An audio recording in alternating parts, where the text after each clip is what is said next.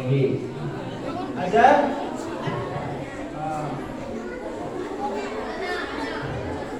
الصلاتين في القرآن الكريم في فلسطين. أولا الوضوء. الله عز وجل يقول إلينا في القرآن الكريم لا يمسه إلا المطهرون. Ada yang dibilangkan Allah Subhanahu wa taala tadi saya mau tanya, ada enggak di sini yang pengen hafal 30 juz Al-Qur'an? Angkat tangan. Allahumma amin ya rabbal alamin. Mau tahu caranya? Kata Syekh Mahmud, yang pertama, sebelum menghafal Al-Qur'an kita harus berwudu. Kenapa harus berwudu? Kenapa?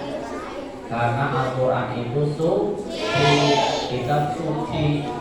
Ya, kalau kita belum suci, nggak bisa nyambung sama Al-Quran. Gimana biar bisa nyambung hafalannya langsung masuk? Caranya kita juga harus suci, berwudu dulu. نعم. ثانيا النيات. النبي عليه الصلاة والسلام يقول لنا إنما الأعمال بالنيات. ليس نية الإنسان ولكن نية القلب. نويت أن أحفظ القرآن سنكون جزءا لله تعالى. Yang kedua, adik-adik sekalian, sebelum menghafal Quran kita berniat. Niat letaknya di mana? Di hati apa di mulut? Niatnya di hati. Ya Allah, di hati aku niat menghafal Al-Quran, ikhlas mengharap ridha Allah Subhanahu wa ta'ala. نعم. ثالثا أن نجلس بطريقة صحيحة بطمأنينة، لا نذهب يمينا أو يسارا ومن ثم بعد ذلك نجلس نبكي.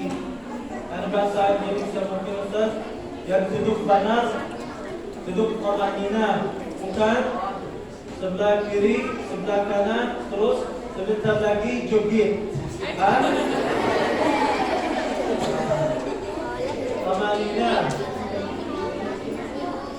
Nomor 3, adik-adik sekalian, setelah berwudu sudah niat. Yang ketiga adalah duduk tenang, manis, gak riwa-riwi kanan, kiri, depan, belakang, apalagi tadi joget-joget. Karena itu nanti bisa merusak fokus dan keseriusan kita. بعد ذلك رابعا أن نقرأ سورة الفاتحة 3 مرات. dalam membaca surat Al-Fatihah 3 kali sebelum menghafal Al-Quran Al-Karim. لأن الفاتحة تفتح علينا أبواب الجنة وتغلق علينا أبواب النار. أيضا سورة الفاتحة فاتحة القرآن الكريم. Hadirin sekalian yang dimuliakan Allah Subhanahu wa taala, setelah duduk manis kata Syekh Mahmud, sebelum kita mulai menghafal ayat-ayat Al-Quran, kita terlebih dahulu membaca Al-Fatihah berapa kali? 3 kali. Karena Al-Fatihah itu artinya apa? Al-Fatihah pembuka. Jadi ibarat otak sama hati kita biar dibuka. Baru setelah itu hafalannya langsung masuk semua ke kita lebih mudah. Ya, Al-Fatihah dibaca 3 kali. نعم. وكان بلا أخواتي في رسول الله. خامسا من استراتيجية حفظ القرآن الكريم أن نصطحب الورقة والقلم كما يفعل الأستاذ الآن. القرطاس واجب. kalau ada menghafal Al-Quran, ada niat menghafal Al-Quran, wajib di qurtas menulis menghafal Al-Quran Karim. Kenapa? Mulut ini lupa, mata lupa, kuping lupa, insyaallah salat tidak lupa. Oke, yang kelima, ya dari sekalian ingat ya dicatat ya. Nanti saya Mahmud main lagi bisa jadi.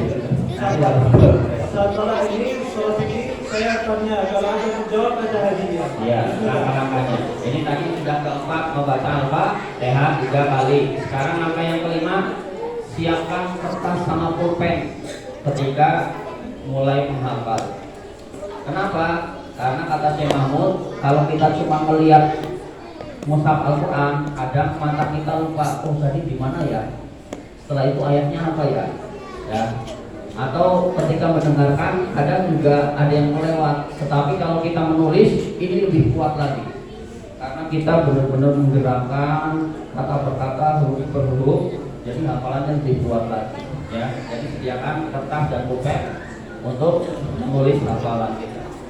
نعم وآمن بالله وآمن برسول الله سادسا أن لا نحفظ القرآن في الليل وإنما يكون مراجعة.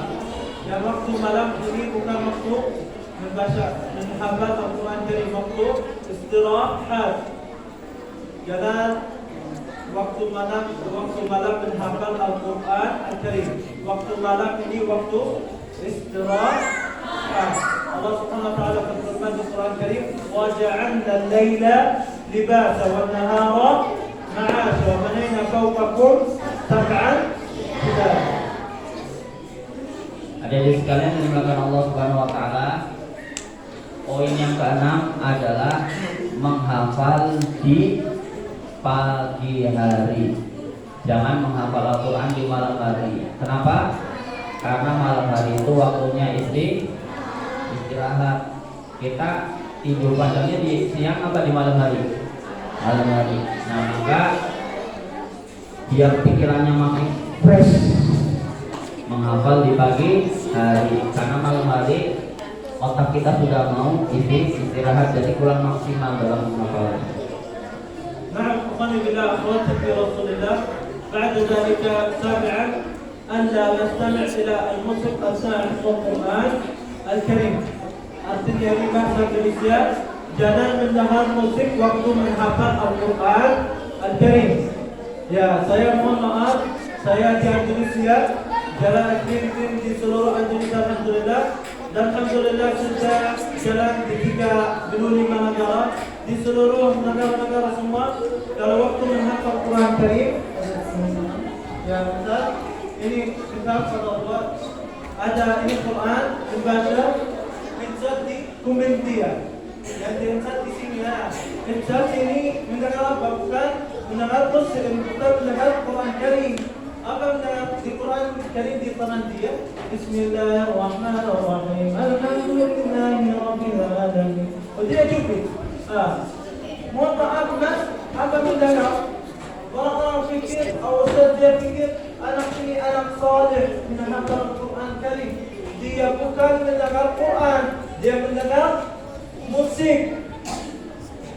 Bukan mendengar Indonesia, di seluruh dunia sekarang musik pagi, siang, malam, sore, tidur musik, bangun musik. Jadi yang dimuliakan Allah Subhanahu wa taala, poin yang ketujuh kata Syekh, ini harus diwaspadai benar-benar. Kalau benar-benar Al-Quran pengen masuk ke hati kita adalah jangan mendengarkan musik, karena Syekh sudah berkeliling dunia, ternyata banyak yang kayaknya dia seolah-olah lagi baca Quran, tetapi pakai headset, dengerinnya apa? Musik. Yang seharusnya baca Al-Quran tenang, adem, ini malah lagi joget-joget gitu kan. Nah, kata guru kita, Al-Quran sama musik itu nggak bisa masuk dua-duanya dalam hati. Kalau kita masih dengar musik, yang masuk ke hati kita musik, Al-Qurannya keluar. Tapi kalau Al-Qurannya mau masuk, maka musiknya harus keluar. Harus jangan dengarkan musik. نعم أخواني بالله أخواتي في رسول الله. ثامنا ألا نأكل أثناء حفظ القرآن الكريم. Jangan waktu menghafal Al-Quran Karim sambil makanan. Misal, Bismillahirrahmanirrahim, makan anggur. Alhamdulillah Rabbil Alamin, makan bakso. Iyyaka na'budu wa iyyaka nasta'in, makanan apel. Ihdinas siratal mustaqim, makanan snack mungkin ya.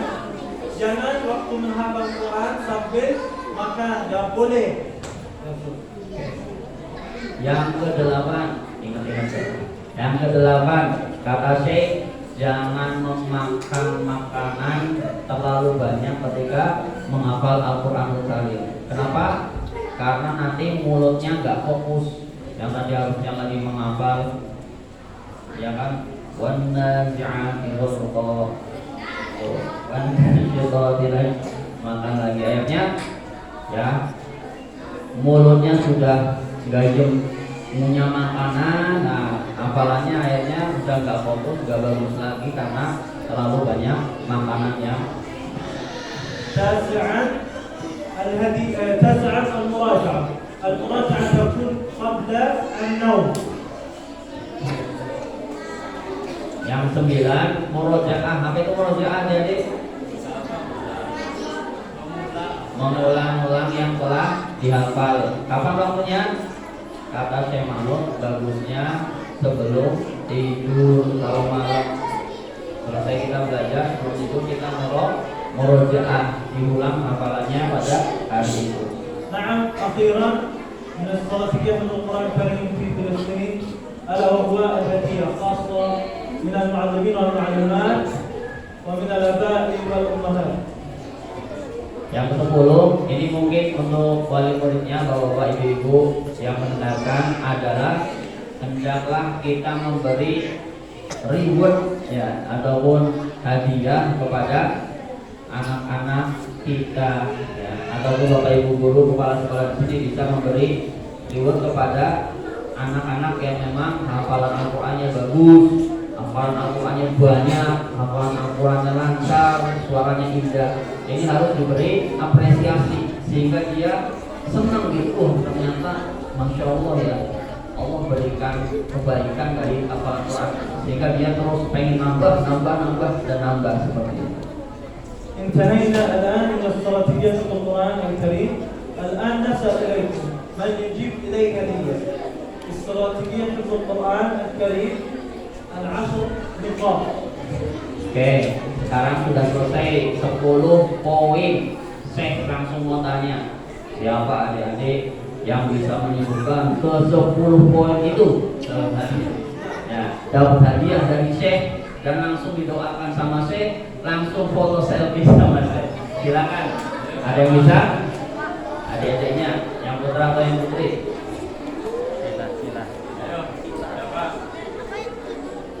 Ayo, jangan malu-malu. Bapak-bapak, anak murid dan ibu-ibu dan bapak-bapak yang Wali muridnya bukan bapak. kalau anak masih anak muda, kalau ustaz dan ibu ya silakan. Ayo, tadi apa aja? 10 poin. Ya ustaz, yang kamu sebut DHP.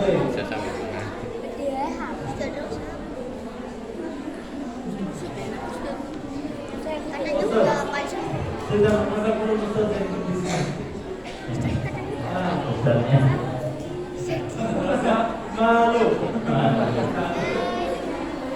Ya ustaz, yang kamu di YouTube mungkin atau di Instagram atau sosial media sudah menghafal belum? Malu? Belum menghafal ya? Inna lillahi wa inna ilaihi raji'un. Tidur aja.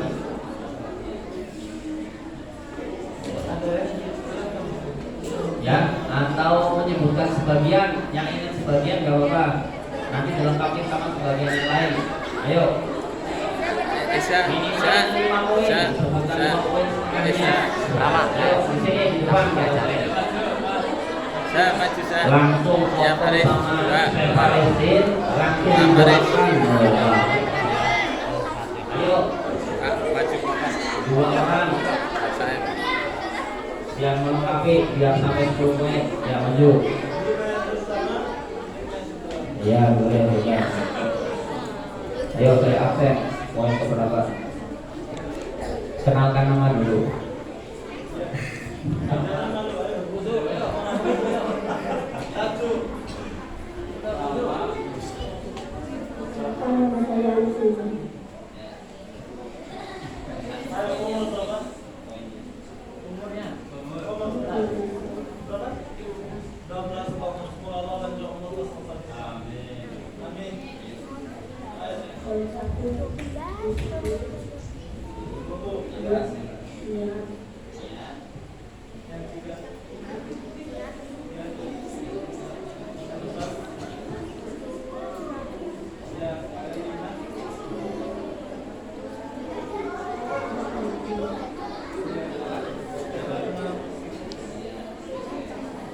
Tutup.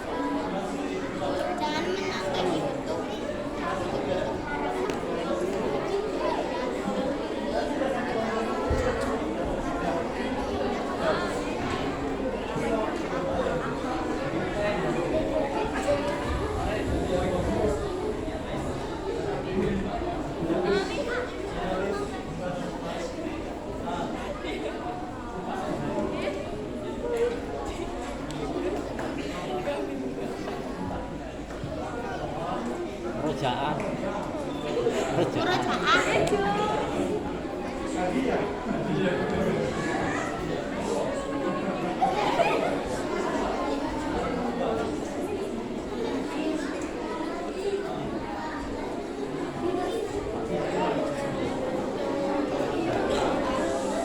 Sebelum tidur, muajalah, terakhir hadiah.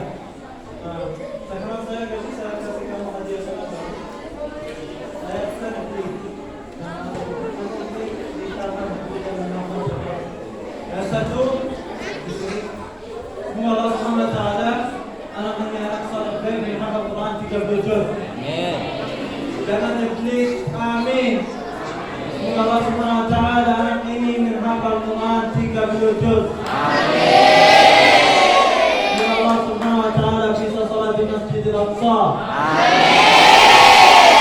Semoga Allah Subhanahu Wa Taala cepat menghafal Quran Karim. Anak ini jelaskan cerita untuk menghafal Quran Karim. Yang pertama, wudu. Yang dua, niat. Yang tiga, duduk panas Madinah.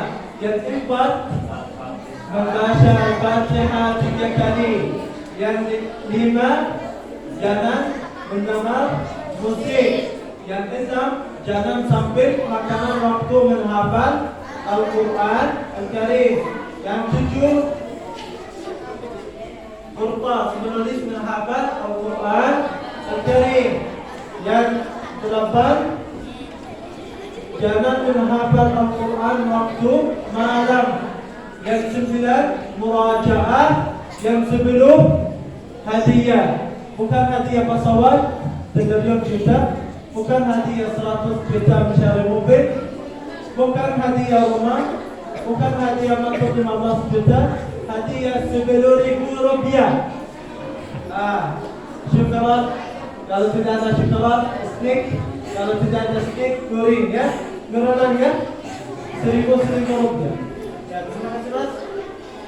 Duduk. Terima kasih. Tidak ada stick. Sebentar lagi ada hadiah. Salam.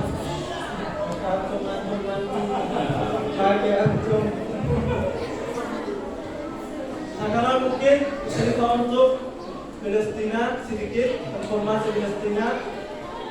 Biasa foto Masjid Al-Aqsa Allah Subhanahu Wa Taala berfirman di Quran Karim, Subhanalladzi asra bi'abdihi laylan min al-Masjidil Haram ila al-Masjidil Aqsa alladzi barakna hawlahu linuriyahu min ayatina innahu huwas samii'ul basir. Adik-adik sekalian yang dimuliakan Allah Subhanahu Wa Taala, sekarang kita akan melihat ya, sedikit dari penampakan Masjidil Aqsa saat ini. Ini apa? Siapa yang tahu warna kobat Masjidil Aqsa? Salah ya Mas. Salah Ustaz. Siapa yang tahu warna kobat Masjidil Aqsa? Sudah, bukan Mas. Yang jawab emas salah. Salah. Ya.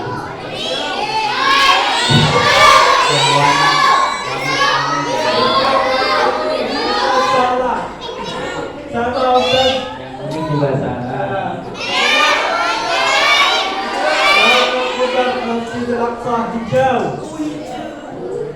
Warna kobat Masjidil Aqsa apa? Hijau. Ini bukan Masjidil Aqsa Harun. Ini kobat Musalla dan Musalla Marwani. Ini Musalla Marwani. Siapa yang tahu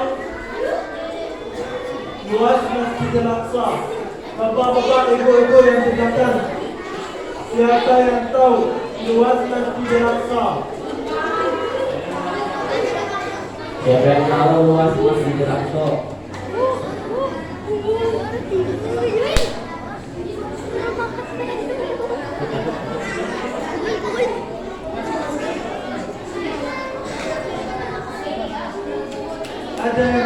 Bapak, Ibu, guru, siapa yang tahu luas Masjidil Aqsa?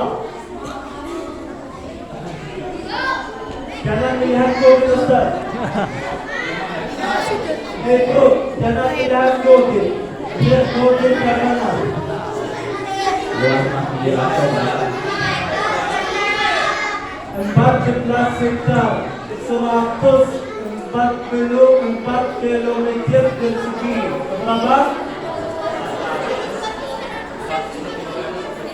144 kilometer persegi ya. Sekarang saya tanya, berapa jumlah pintu masuk Masjidil Aqsa? Artinya, ada berapa?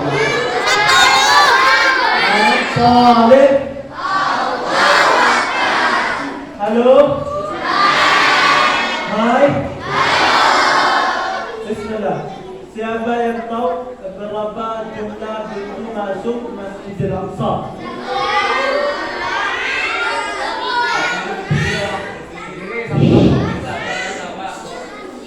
Bapak-bapak, guru-guru yang di belakang, ada yang tahu? Ya, kamu lihat cek berapa? 11? Berapa? 17? Syekh Google salah.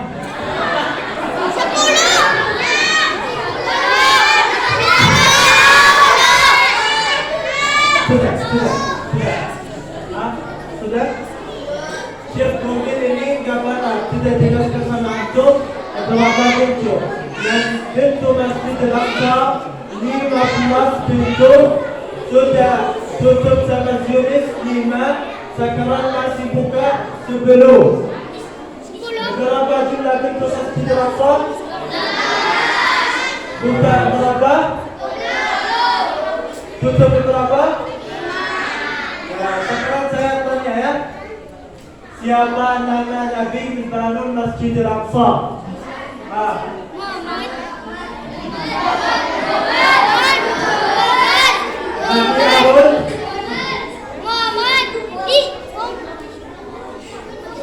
Siapa nama Nabi membangun Masjidil Aqsa? Ustaz dan ibu-ibu yang di belakang. Siapa nama? Bapak yang di sini. Ayo Bapak. Nabi Sulaiman salah ya Mas.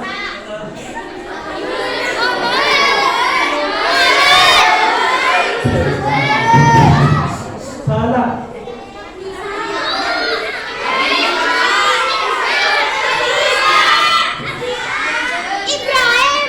Ibrahim benar.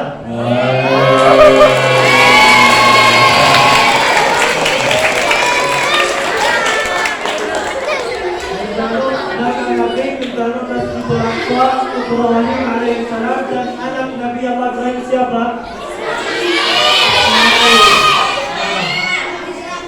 Sekarang saya tanya ya, berapa jumlah sumur air di Masjidil Aqsa? Sumurnya berapa?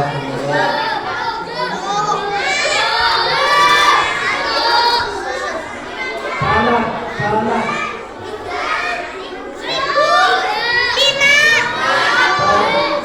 24 sumur air di Masjidil Aqsa. 24 sumur air di Masjidil Aqsa. Oke, terakhir khusus untuk ibu-ibu dan guru-guru yang di belakang, siapa yang hafal hadis Sayyidatina Maimunah untuk salat di Masjidil Aqsa? Hadiah. Ayo, mungkin hadiah yang pertama 5 juta.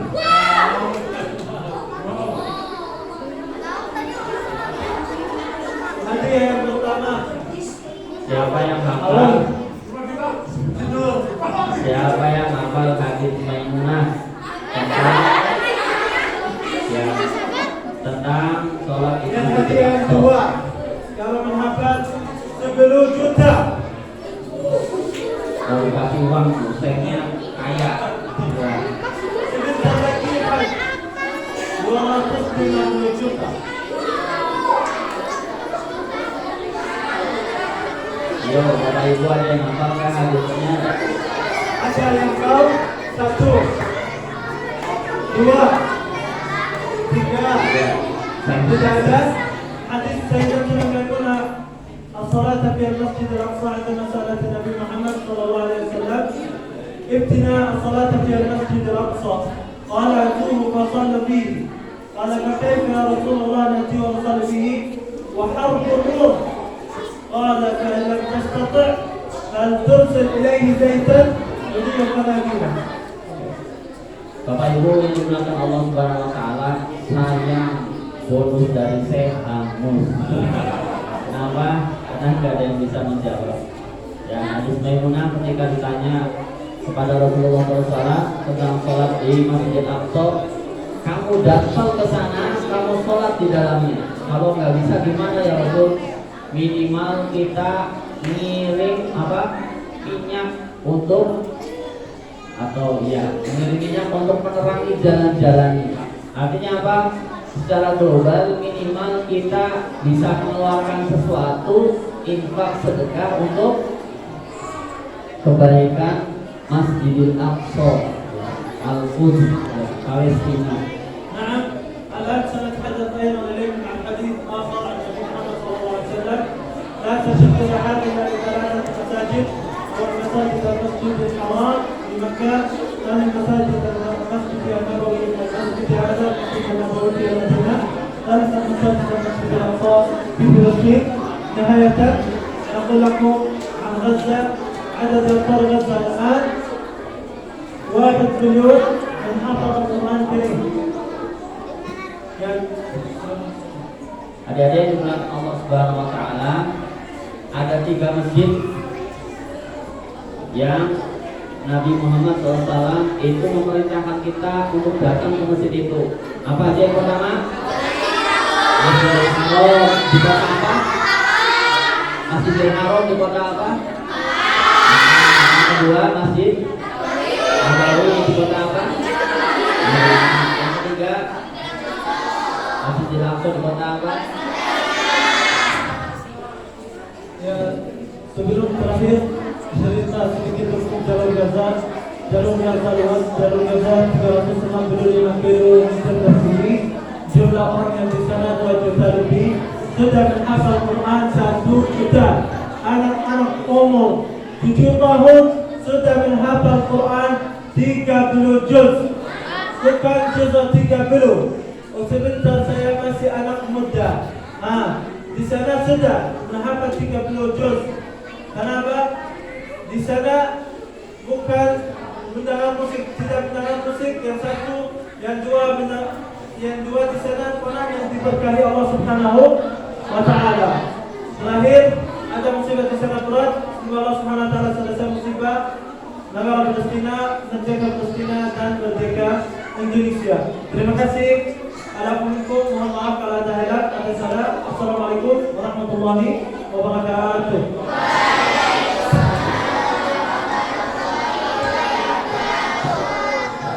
Hadirin sekalian yang dimuliakan Allah Subhanahu wa taala, sebagai penutup tadi Syekh Mahmud menyampaikan bahwa di jalur Gaza Palestina sekarang jumlah penduduknya berapa? 2 juta, nyaris setengahnya. 2 juta setengahnya berapa?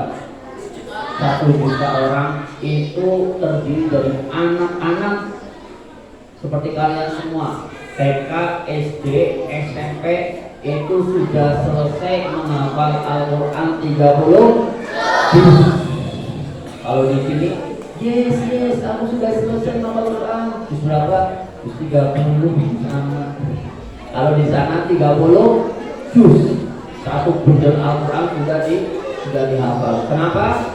Karena di sana tanah yang diberkati. Lanjut mungkin dari demikian dari Syekh Mahmud. Kurang lebih mohon maaf. Billahi taufiq wal hidayah. Assalamualaikum warahmatullahi wabarakatuh. Kami silakan kembali kepada pemirsa.